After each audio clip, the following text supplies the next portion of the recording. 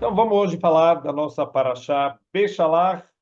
Vamos entender o nome da paraxá, vamos fazer aquela famosa conexão com a paraxá anterior. Vamos ver o que a Torá está ensinando e Bezrat Hashem, o que a gente pode tentar trazer para a nossa vida, não só estudar a Torá como um livro de histórias que já aconteceram, e sim como parte da nossa vida, parte do nosso cotidiano, parte da nossa construção espiritual. Então, começa a paraxá com as seguintes palavras: Vaihi beshalach paró et ha'am velo nacham Elokim derech eretz plishtim ki karov hu ki amar Elokim pen nachem ha'am birotam milchama veshavu mitzrayma. Então, todo o começo aqui da nossa paraxá e quando o faraó enviou o povo judeu, Deus não permitiu que eles passassem pela terra dos Plishtim, que era o caminho mais curto, e eles tiveram que dar uma grande volta pelo deserto. E por quê? Porque Deus estava com medo que eles iam ver uma guerra e eles iam acabar querendo voltar para o Mitzrayim. Temos que lembrar que essa geração é uma geração que ainda tem uma cabeça de escravo. Eles passaram, quer dizer, a grande maioria do povo, eles nasceram na escravidão, eles viveram uma vida inteira de escravidão. Se logo na saída já começar uma guerra contra os Plishtim, eles vão querer voltar lá para Mitzrayim e falar: não, se é para sair, para ter guerras, para ter dificuldades, a gente vai voltar lá para o Egito. Então Deus fez com que eles dessem uma volta mais longa pelo deserto e não fizeram o caminho mais curto através da terra dos Plishtim.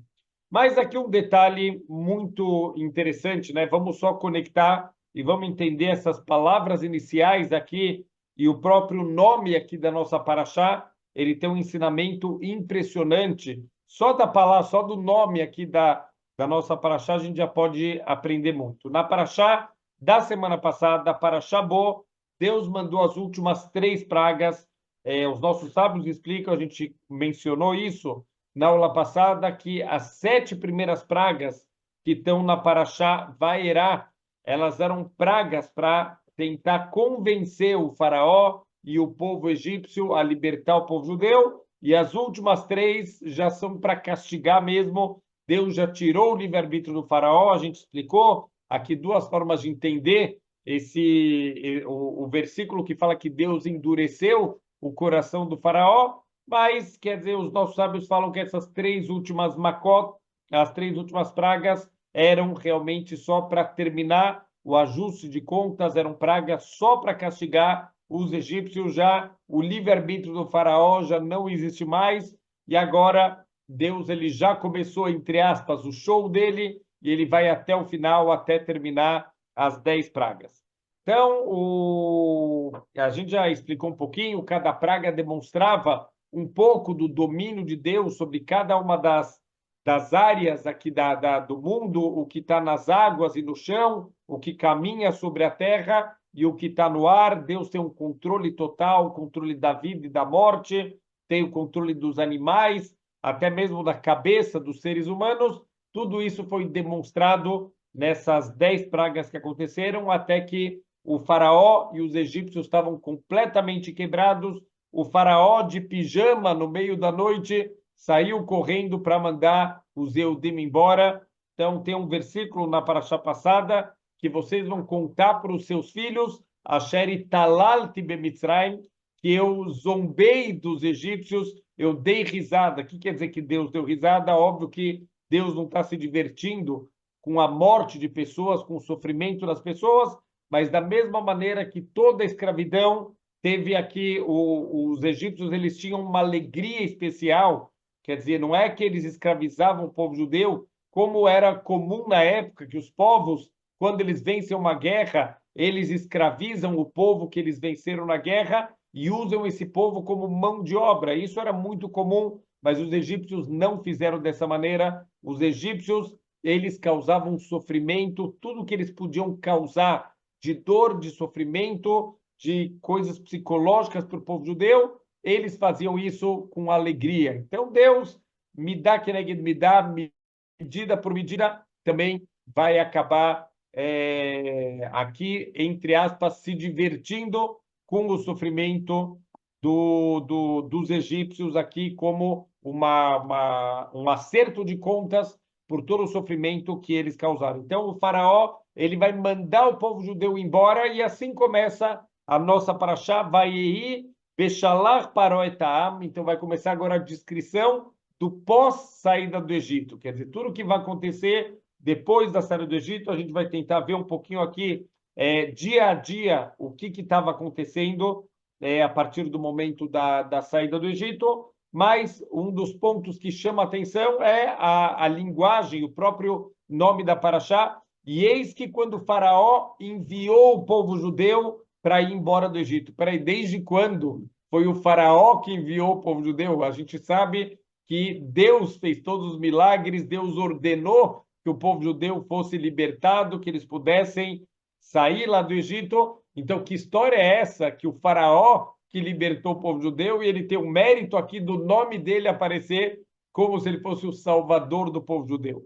Olha que incrível, o Midrash, ele fala para a gente que no momento que o povo judeu estava saindo do Egito, o faraó ele caminhou junto com o povo judeu, ele deu alguns passos para acompanhar o povo judeu.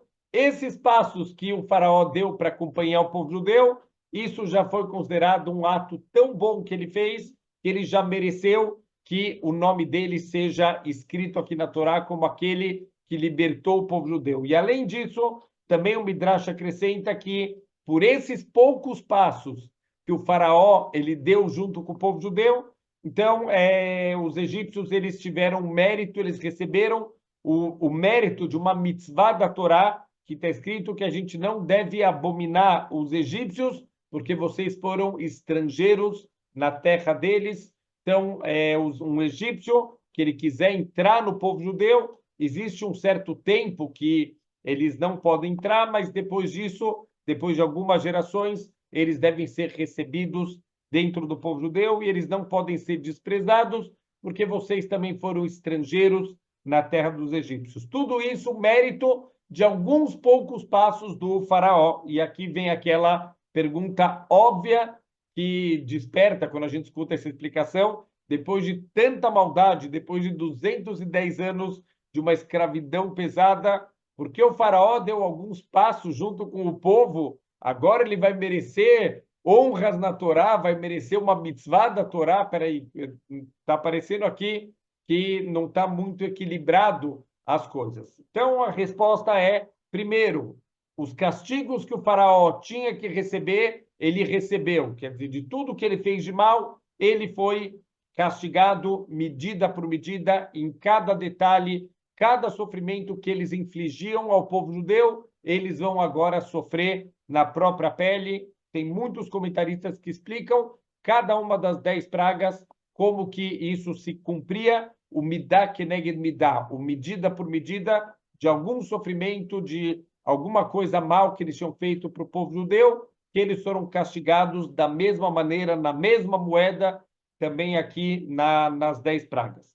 Mas a gente tem que saber, e a verdade é que ainda não terminou os castigos, né? A gente ainda vai ter aqui a abertura do mar nessa paraxá, mas o que eles fizeram de errado, isso foi pago. Quer dizer, isso eles receberam na cabeça todos os sofrimentos, todas as dificuldades, como eles tinham causado. Mas as mitzvot que foram feitas, quer dizer, esse bom ato, ele despertou algo no céu, a ponto de o faraó merecer que o nome dele seja associado à libertação do povo judeu, e uma mitzvah da Torá da gente não desprezar aqui os egípcios. Se eles quiserem entrar dentro do povo judeu, eles podem entrar aqui no Kaal, também aqui no nosso povo.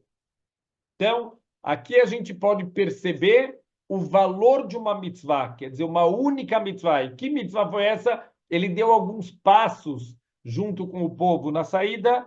Então, daqui a gente pode perceber o quanto, quando você quer se conectar com o que é certo, quando você quer fazer a vontade de Hashem, mesmo que aqui foi na pancada, literalmente, depois de 10 pancadas, o faraó aí sim se dobrou perante Hashem, mas ele ter se dobrado e ter cumprido a vontade de Hashem e ter dado alguns passos junto com o povo, isso despertou algo nos mundos espirituais e o faraó mereceu aqui toda essa recompensa. Então, para a gente entender quanto vale a recompensa da gente fazer uma mitzvah. Aqui estão me lembrando que, Kol HaKavod, realmente existe uma halachá, existe uma lei, que quando a gente tem uma visita na nossa casa, é uma grande mitzvah a gente acompanhar essa pessoa no momento que ela está saindo da nossa casa e, inclusive, caminhar junto com essa pessoa,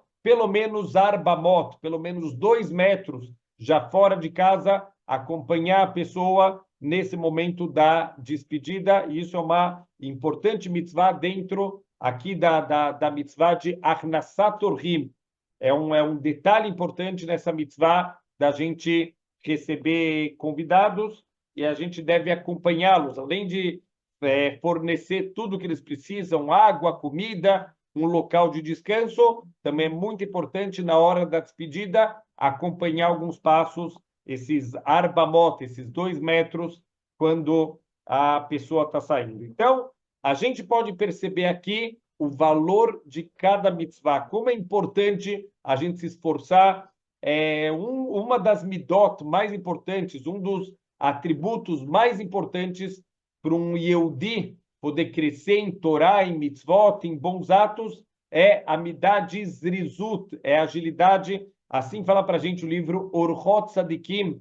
O Orchot Tzadikim, ele vem trazendo, ele vem explicando todos os atributos do ser humano, e ele fala que a zrizut, a agilidade, é a coroa que embeleza todos os outros traços de caráter e todas as mitzvot. Quando a gente faz uma mitzvah com agilidade, a gente vence o nosso Yetzer Hará, a gente vence a preguiça, a gente vence aquela vontade de ficar sentado, de ficar na zona de conforto, e a gente vai lá e faz a vontade de Hashem. Isso tem um valor muito maior. Então, que a gente tem que se esforçar. Quanto vale uma única mitzvah? Olha a recompensa, o tamanho da recompensa do faraó de uma mitzvah tão pequena.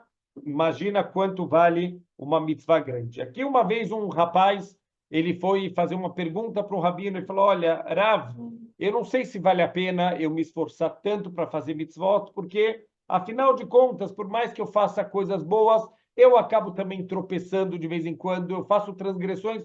No final das contas, valeu a pena? Quer dizer, eu fiz coisas boas, mas também fiz coisas erradas. O que está valendo a pena? As coisas boas que eu estou fazendo, eu acabo perdendo tudo que eu fiz de bom. Então, o rabino, ao invés de responder, falou: olha, eu quero que você vá no alto de uma montanha e que você tire uma foto de uma paisagem maravilhosa. Então, o rapaz não entendeu mais, ele escutou o que o rabino falou, ele foi no alto da montanha, ele tirou aquela foto perfeita e maravilhoso, encontrou lá uma vista muito bonita e ele tirou a foto. Ele leva para o rabino fala: uau, Kol HaKavod, que foto linda, que bom gosto que você tem. Agora eu quero que você volte no alto da montanha e que você faça uma pintura dessa mesma vista, não uma foto. Eu quero que você leve uma tela, eu quero que você leve tintas e você faça a pintura dessa mesma vista. O aluno voltou lá, fez aquela pintura, mas enquanto a foto levou 5 minutos, essa pintura levou quase um mês para ficar pronta. E mesmo assim, quando ele volta, o rabino coloca uma do lado da outra, a fotografia e aquela tela, e a fotografia está muito mais bonita, está muito mais perfeita do que o quadro.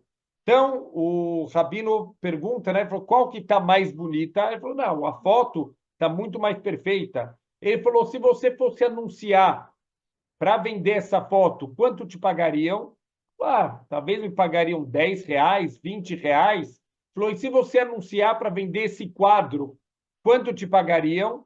Falou: não, pagariam R$ 300, R$ 400 por essa pintura. Falou: como pode ser que a foto ela é tão perfeita, ela vale 5, R$ 10, enquanto o quadro ele tem as suas imperfeições e vale R$ 400? E a resposta é: o esforço que foi usado para fazer o quadro é muito maior do que o esforço de uma fotografia.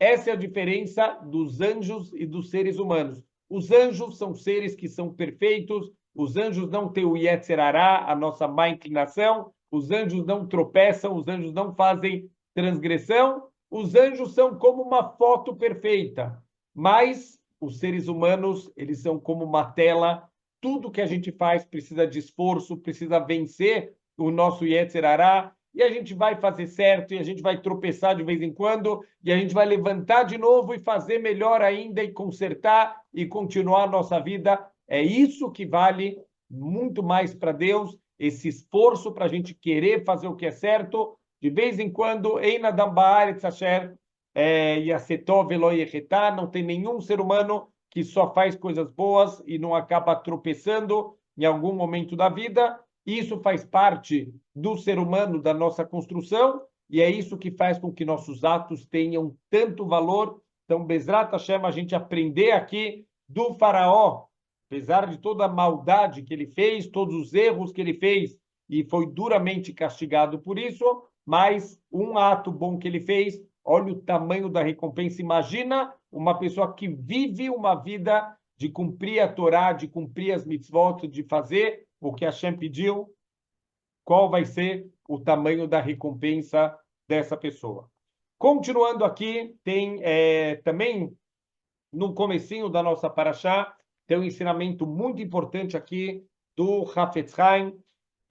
Quando o povo judeu ele vai sair aqui do Egito, então está escrito que Deus não permitiu que eles passassem pela terra dos Plishtim, eles iam ter medo aqui da guerra, então é melhor fazer um caminho mais longo, passando pelo meio do deserto, ao invés de cortar o caminho passando pela terra dos Plishtim.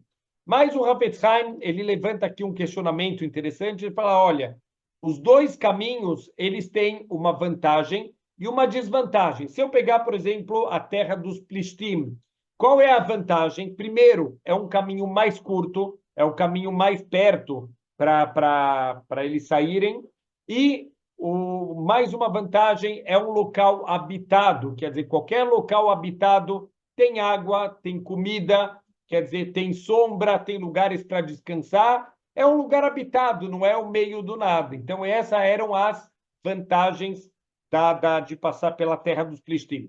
Se eles fossem aqui pelo deserto, qual que seria ao contrário? Aqui tem uma desvantagem muito grande nesse sentido. Deserto, não tem água, não tem comida, não tem um lugar para descansar, tem um sol escaldante na cabeça deles. Essa é a desvantagem. Mas passar pela terra dos Plishtim também tem a sua desvantagem. Qual seria a desvantagem principal? Os Plishtim, eles eram um povo idólatra.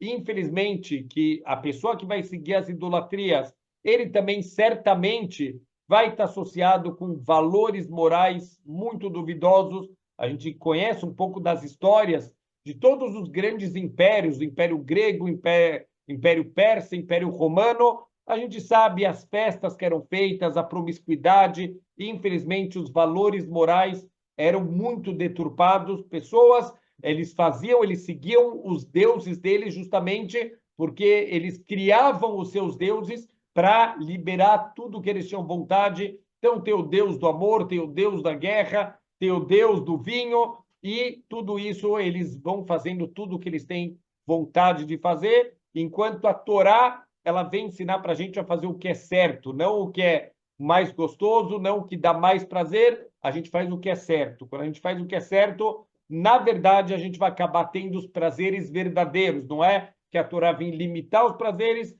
a Torá vem dar para a gente os prazeres verdadeiros da vida. Mas a desvantagem, então, de passar aqui no meio dos Plishtim é que a gente vai ter contato, quer dizer, o povo judeu já passou tantos anos no Egito, já se desviaram, já estavam no nível 49 de impureza espiritual, tiveram que sair correndo do Egito, porque não podem ficar mais um segundo, senão podem chegar no nível 50 de impureza espiritual. Então, não é adequado eles darem de cara novamente com o povo de valores morais duvidosos. E o deserto tem essa vantagem. Quer dizer, o deserto é um lugar desolado, é um lugar que não tem nenhum habitante, que o povo judeu pode se conectar diretamente com Deus, sem nenhum tipo de interferência. Então, olha que interessante que o Hafetz Haim, ele ressalta aqui. O caminho que passava pelos Plishtim, em termos materiais, ele é mais fácil, ele é mais curto, ele tem mais fartura, mas em termos espirituais, é um caminho muito mais perigoso, é um caminho que coloca em risco todo o crescimento espiritual do povo judeu que está saindo do Egito. O deserto, ao contrário, em termos materiais, é um lugar que não tem nada, não tem comida, não tem água, não tem nenhum tipo de comodidade, mas é um lugar que espiritualmente o povo judeu pode florescer. Significa que Deus está dando para a gente uma dica. Quando você tiver uma escolha na vida entre um mundo material com mais comodidade, mas sem uma vida espiritual, ou uma vida espiritual sem tantas comodidades, escolha a vida espiritual, escolha o caminho do crescimento espiritual, mesmo que seja um caminho com um pouco mais de dificuldades no sustento para ter as nossas necessidades materiais, do que um caminho mais fácil materialmente, mas que te coloque em perigo a tua espiritualidade. Isso é um teste muito grande que nós temos desde Adam Arishon, a verdade que parte aqui da Klalá, da maldição de Adam Arishon. Deus falou para ele, com o suor do teu rosto, você vai comer o teu pão. Quer dizer, ele plantava, nasciam muito mais espinhos do que trigo, ele tinha que trabalhar muito duro para ter o sustento, e esse virou um grande desafio para a humanidade, conseguir fechar as contas no final do mês. Falam que o sonho de qualquer pessoa é ser um boleto, porque o boleto sempre vence, não adianta, o boleto vai vir e a pessoa vai ter que se virar para pagar suas contas, e todo mundo sabe o quanto é difícil a gente fechar as contas todos os meses. Mas a gente tem que saber que espiritualidade, isso depende do nosso livre-arbítrio. Isso Deus, ele poderia dar para a gente o que ele quisesse, mas Deus, ele criou o mundo para quê? Para que a gente possa adquirir a nossa espiritualidade. Isso para quem quiser ter os nossos shiurim sobre o livro Derech Hashem, do Rav Moshe Chaim Luzzatto, Zecher Tzadik Livrachá. Ele explica bastante sobre o propósito da vida, que a gente veio aqui nesse mundo justamente para adquirir o nosso mundo vindouro através dos bons atos, através das escolhas corretas. Isso Deus não dá para a gente, isso a gente precisa escolher, isso é parte do nosso livre-arbítrio. Por outro lado, o nosso mundo material já está decretado no Shamayim, já está decretado por Deus, ele que vai mandar para cada pessoa o que ele acha que é necessário para aquela pessoa. Então, quer dizer, se é para investir, vamos investir aqui no espiritual e não no material. Óbvio, a gente tem que fazer a nossa parte, a gente não pode ficar sentado em casa e falar, olha, eu vou ficar sentado, o dinheiro vai cair pela janela. A halachá, a lei, é que a gente deve, na prática, fazer o nosso esforço, mas o que quer dizer fazer o nosso esforço? É o equilíbrio entre as duas coisas. Precisa ter o trabalho, precisa ter as ocupações mundanas, mas não esquece que a gente tem um lado espiritual, e esse é o principal, é isso que a gente veio fazer, o nosso crescimento espiritual. Eu preciso, no final do mês, eu preciso do dinheiro para comida, eu preciso do dinheiro para pagar a minha casa, eu preciso do dinheiro para ter um carro, mas eu preciso de espiritualidade também. Quer dizer, a gente acaba esquecendo, na correria do dia a dia, a gente acaba esquecendo o que é o principal e o que é o secundário. Então, Bezrat Hashem, a gente deve sempre lembrar que quando tem essas escolhas, olha, eu quero uma vida material mais cômoda, mesmo que eu não vou ter espiritualidade, ou eu vou ter espiritualidade, mesmo que eu vou ter uma vida material não tão cômoda, escolham sempre o lado da espiritualidade, porque é isso que a gente veio fazer aqui nessa vida, e é dessa maneira que, Bezrat Hashem, a gente vai estar cumprindo o nosso papel no mundo. Vamos aqui continuar. Então, o povo judeu está saindo aqui do Egito. Então, vamos fazer só um pouquinho da cronologia e entender o que está acontecendo no dia 15 de Nissan, que é o dia da saída do Egito, é o dia que a gente comemora a festa de Pêssach. No dia 15 de Nissan, eles saíram da cidade de Ramsés e chegaram numa outra cidade chamada Sucot. No dia 16, eles saíram de Sucot e foram para uma cidade chamada Eitam. No dia 17 de Nissan, eles começaram a voltar para Piahirot. Então, eles estavam indo se afastar do Egito e, de repente, eles começaram a voltar. Então, nesse Piahirot, na verdade, isso era uma armadilha para o faraó. O faraó, obviamente, de novo, vamos lembrar, a gente mencionou isso nas aulas anteriores, o faraó tinha pedido, o Moshe tinha pedido para o faraó para que o povo saísse 3 dias. Na verdade, esse pedido foi anulado pelo próprio faraó no momento que ele se recusou. Então, agora já não é mais para sair para 3 dias, é para ir embora, mas o faraó ainda está na cabeça dele que a saída do povo judeu é só para 3 dias. Então, ele manda espiões infiltrados dentro do povo judeu para acompanhar cada movimento do povo e realmente, depois de 3 dias, o faraó ele recebe o aviso que o povo judeu não quer mais voltar, que o povo judeu está se preparando para ir embora. Só que, de repente, eles começam a voltar. Quando eles chegam em Piahirot, eles começam a voltar.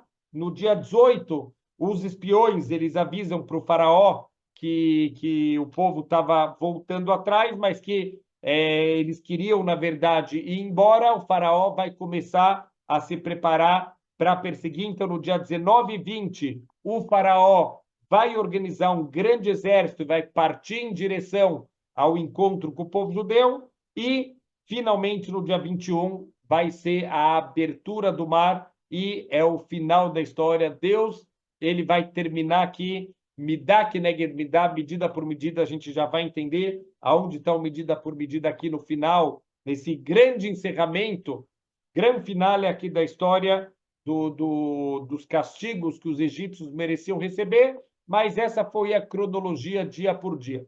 Deus quer fazer aqui, na verdade, ele está colocando uma cilada, ele está enganando o faraó para o faraó imaginar que o povo judeu está perdido no deserto. Quando o povo judeu começa a se afastar e, de repente, começa a voltar para trás, o faraó começa a achar que eles estão perdidos lá. E, em especial, o que chamou a atenção do faraó, eles chegaram até uma montanha que tinha um deus, um dos deuses egípcios, o Baal Tzafon. Então, tinha uma grande estátua do Baal Tzafon nessa montanha, e nessa montanha o povo começou a voltar para trás. O faraó percebeu que Deus destruiu todas as idolatrias egípcias, menos o Baal Tzafon. Falou, opa, tem alguma coisa aqui, vai ver que Deus ele não consegue vencer o nosso Baal Tzafon. Todos os outros deuses, o Deus dos judeus arrebentou eles, acabou com eles, mas olha só, o Baal Tzafon, ele não conseguiu nem aqui no Egito, e lá no deserto, quando eles chegaram no Baal Tzafon, eles começaram a voltar, eles não podem com todos os nossos deuses, vamos lá que a gente vai conseguir recuperar os nossos escravos, que tolice que a gente fez de ter deixado eles irem para o deserto, tá vendo? Eu sabia que eles não iam querer voltar, vamos lá recuperar os nossos escravos, e assim ele monta o seu exército com as suas carruagens de guerra, suas bigas, e ele vai lá em direção ao povo judeu para perseguir e trazer eles de volta como escravos. Então, o que está acontecendo aqui? Na verdade, é a isca que Deus está jogando para trazer os egípcios para o meio do mar. Então, a gente sabe que no Egito, quando os magos do faraó viram que vai nascer o salvador do povo judeu, eles começaram a pensar como que a gente vai matar esse salvador do povo judeu. A gente não sabe quem é, vamos fazer um decreto de morte para todos os bebês, inclusive os bebês egípcios, já que ele não sabia que o Salvador, se o Salvador ia ser do próprio povo judeu ou se vai ser um traidor de dentro dos egípcios, entre aspas, né? Como o Dom Pedro I, que era português, e ele declarou a independência do Brasil, ele se virou contra o seu povo, contra os portugueses, e declarou a independência aqui do Brasil. Então, eles não sabiam, o decreto é para todos os bebês, para os judeus e também para os egípcios, mas eles não sabem como matar os bebês. Então, eles pensaram, vamos matar talvez com a espada. Só que eles sabiam dessa característica de Deus, do Midá Keneged Midá, que tudo vai ser pago na mesma moeda. Então eles pensaram, olha, se a gente matar os bebês com espada, vai vir um povo inimigo e vai atacar a gente também com espada, vai matar a gente.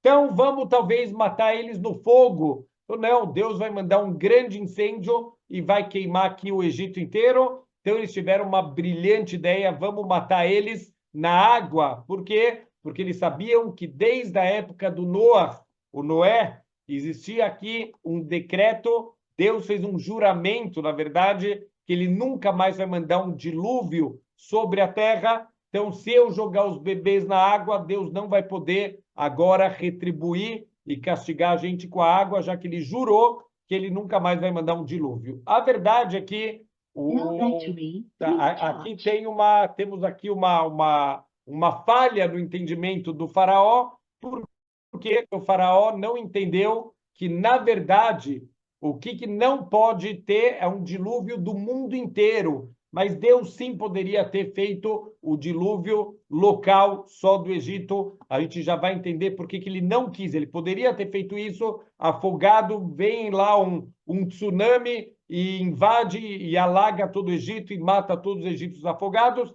Deus poderia ter feito dessa maneira. Por que ele não fez dessa maneira? A gente vai entender aqui que tem alguns pontos muito importantes na abertura do mar. A abertura do mar não é simplesmente para matar os egípcios, tem aqui também alguns componentes também da emuná do povo judeu que tem que ser plantado no coração do povo judeu. Então, e essa era a isca para trazer os egípcios. Então, Deus ele estava como se dando risada. Quer dizer, vocês jogaram os bebês na água porque vocês falaram que eu não vou conseguir castigar vocês.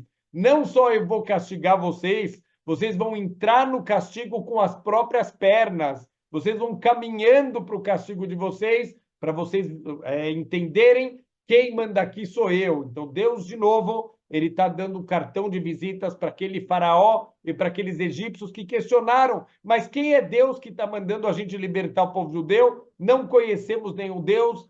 Deus está dando um cartão de visita, já deu 10 pragas, e agora, no grande final, ele vai mostrar o grande domínio que ele tem sobre todas as forças da natureza. Então, quando eles chegam lá, perto do mar, o povo judeu também, na verdade, entra em pânico, quer dizer, o povo judeu não sabe os planos de Deus, isso também era um teste de emuná, do povo confiar em Deus. Eles, de repente, estão lá no 7º dia que eles saíram, e a verdade é que eles não se sentem ainda completamente tranquilos, eles sabem que os egípcios podem vir atrás deles, psicologicamente eles ainda se sentem que eles são escravos do Egito e Deus vai precisar fazer a abertura do mar, porque o povo judeu precisa ver esses egípcios mortos para se sentirem completamente livres, também psicologicamente, da escravidão egípcia. Era quase um vício desse povo, dessa geração que saiu do Egito, eles estavam num vício de se sentir como escravos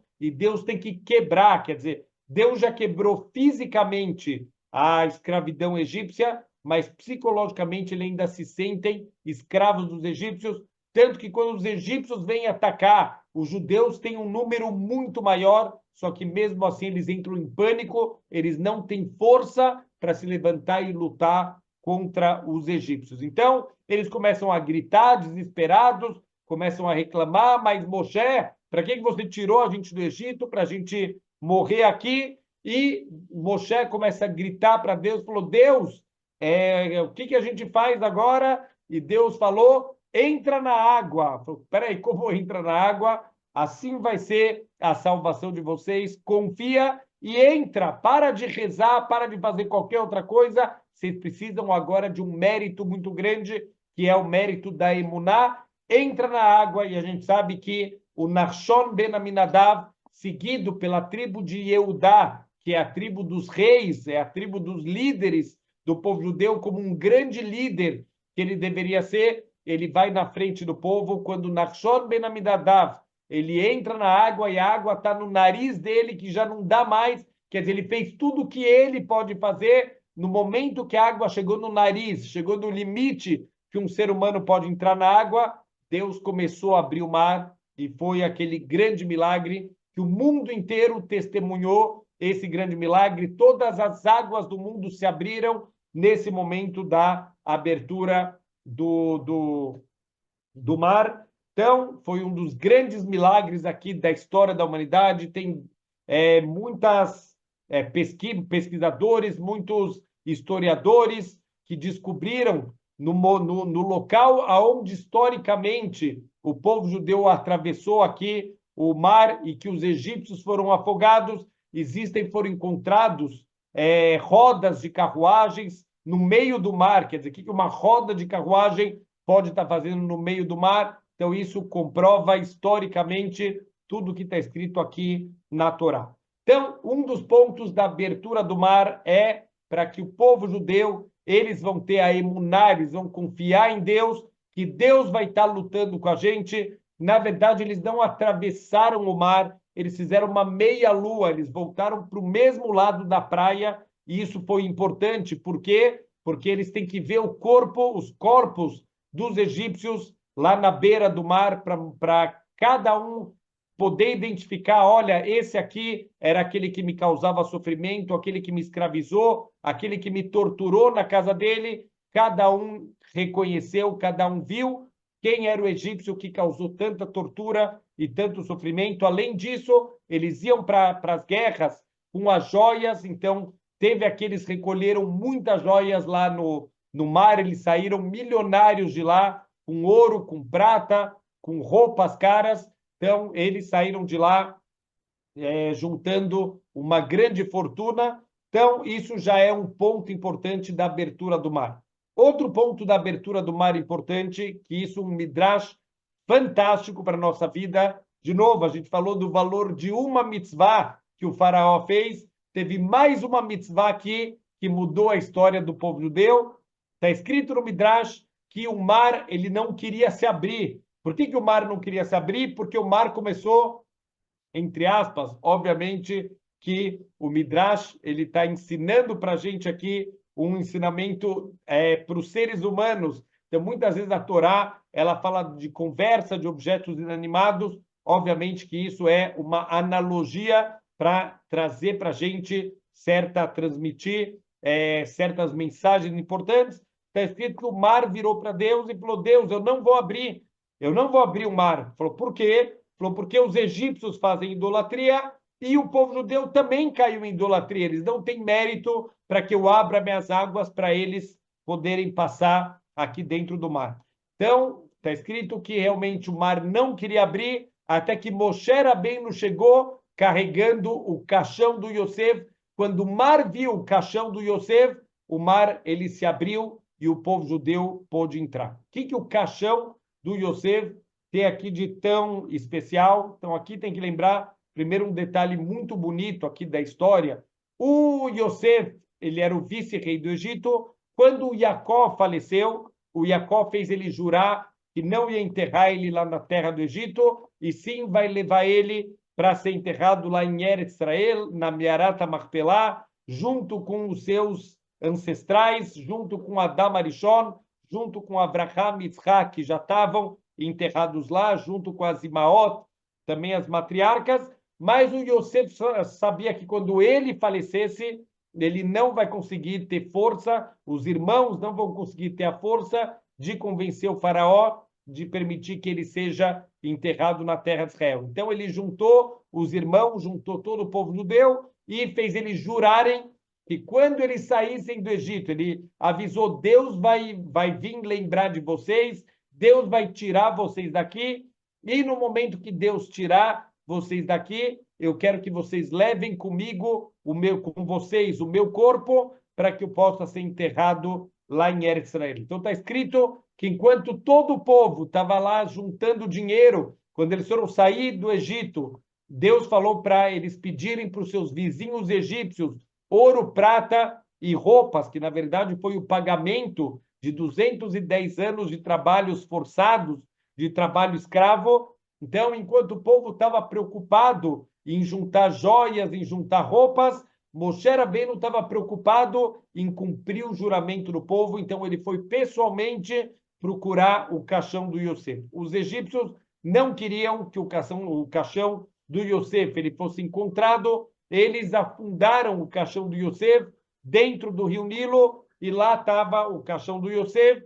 Então, dificilmente algum ser humano ia conseguir resgatar esse caixão. O Midrash fala para a gente que o Moshe Rabbeinu ele escreveu numa placa as palavras Alei Shur, suba o touro. Então, o Yosef ele é representado pelo touro. O touro é aquele que traz o sustento. O Yosef ele foi o responsável pelo sustento de todo o povo judeu quando ele conseguiu ver, ele entendeu o sonho profético do faraó, da fome, e ele fez um plano para juntar comida nos anos de fartura, e ele conseguiu sustentar os seus irmãos, então ele é representado pelo touro. Então, Moshe escreveu numa placa, Alei Shur, suba ao touro, e o caixão do Yosef, ele milagrosamente subiu lá do fundo do rio Nilo, e Moshe pôde cumprir a mitzvah de levar os ossos do Yosef para ser enterrado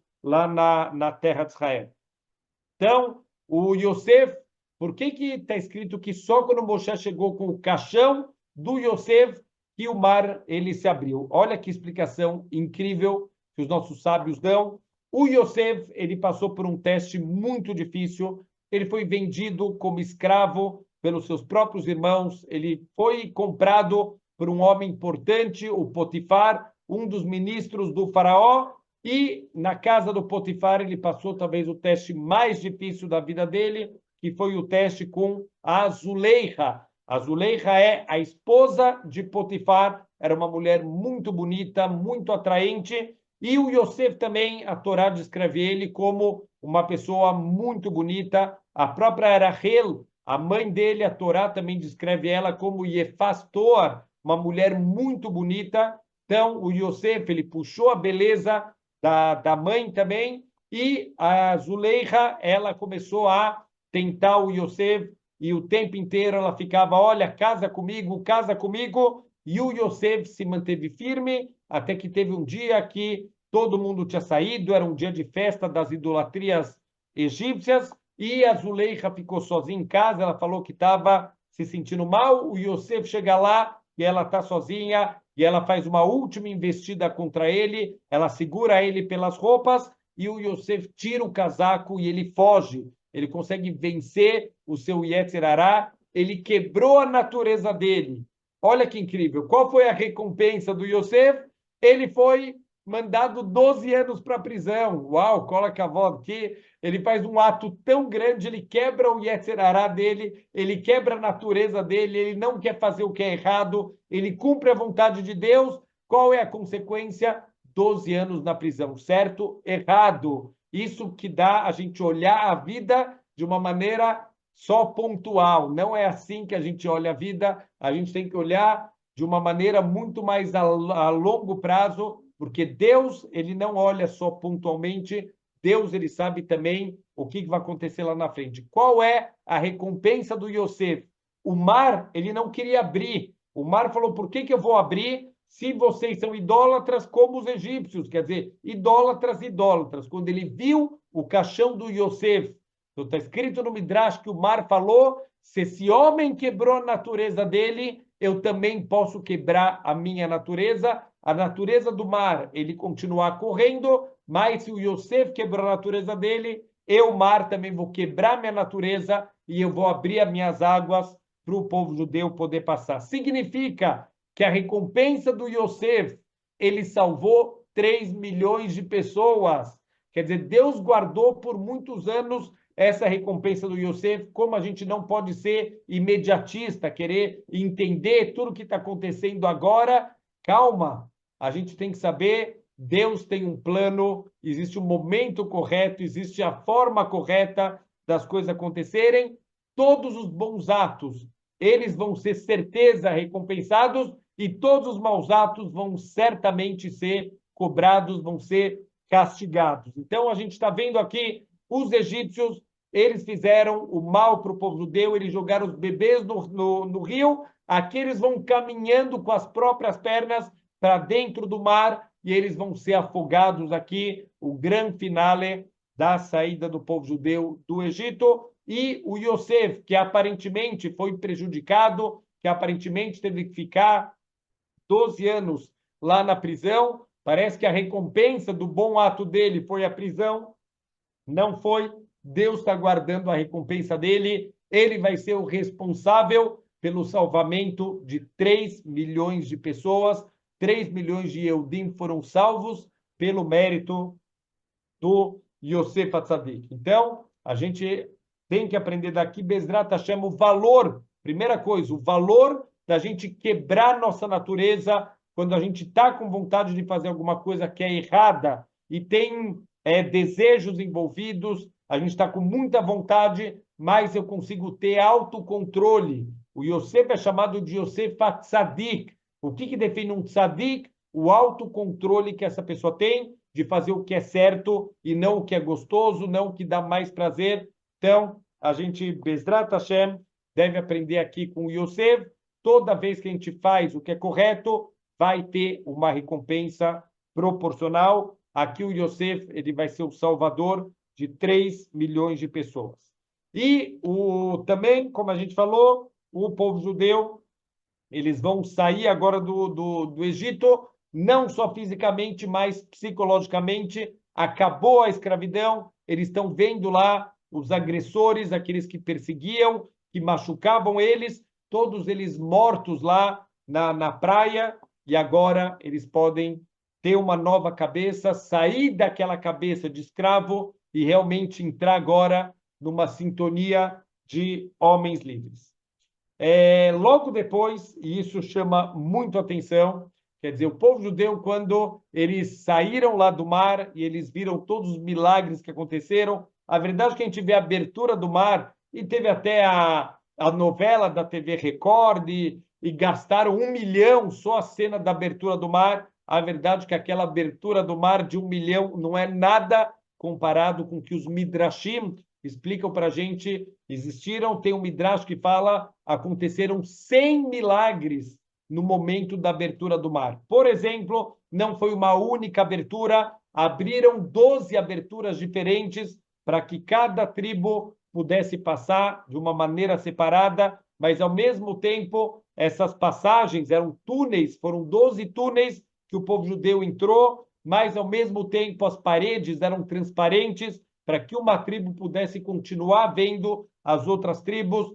Dentro do mar, se alguém colocasse a mão na parede, que virou uma parede rígida, como se fosse gelo, automaticamente virava água potável. No meio do mar tem água potável nas paredes, era só colocar a mão para beber. Cresceram flores, cresceram frutas no chão. O chão tinha ladrilhos, quer dizer, não é que eles desceram do leito do rio e depois subiram de novo.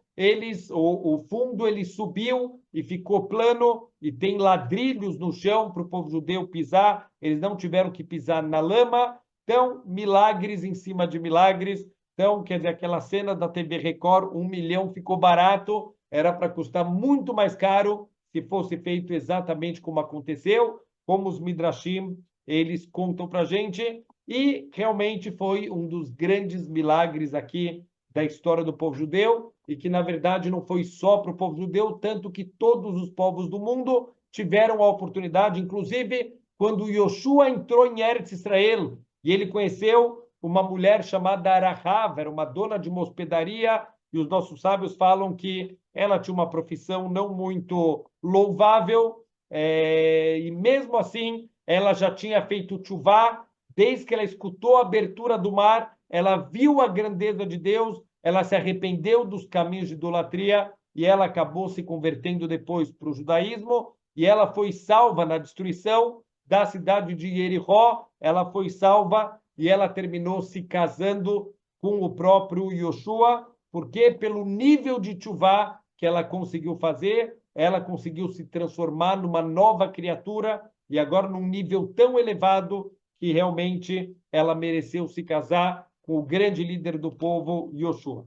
Mas, apesar desse grande milagre, olha que incrível, está escrito, só para a gente terminar aqui a nossa paraxá, logo depois da abertura do mar, eles fizeram o cântico que a gente, na verdade, menciona todos os dias na nossa tefilá, que é o cântico de agradecimento, o Shirat Hayam, cântico de agradecimento pela abertura do mar, só que logo depois está escrito que eles viajaram de lá numa viagem de 3 dias e não tinha água para eles beberem, e eles começaram a reclamar. Eles começaram a gritar com Moshe novamente, falou, por que você faz isso com a gente? Isso é para matar a gente de sede? Para que você tirou a gente do Egito? Eles chegam no lugar chamado Mará, e nesse lugar tem um manancial de água. Eles acham que eles estão salvos, Baruch Hashem, conseguimos encontrar água, mas eles não conseguiam beber daquela água, porque está escrito Ki Marim Hem, porque as águas eram águas amargas e não dá para beber, não era uma água potável que eles poderiam beber. Então, eles de novo reclamaram com Moshe. Moshe pegou uma árvore, está escrito, ele jogou essa árvore na água e, de forma milagrosa, essa água se transformou em água doce, em água potável, e Baruch Hashem, o povo inteiro pôde beber daquela água. Mas a grande pergunta é, eles acabaram de ver milagres, está escrito que mesmo uma shifra, mesmo uma escrava mais baixa do povo, ela teve visões de Deus maiores do que um dos maiores profetas da história do povo judeu, Yehezkel ben Buzi.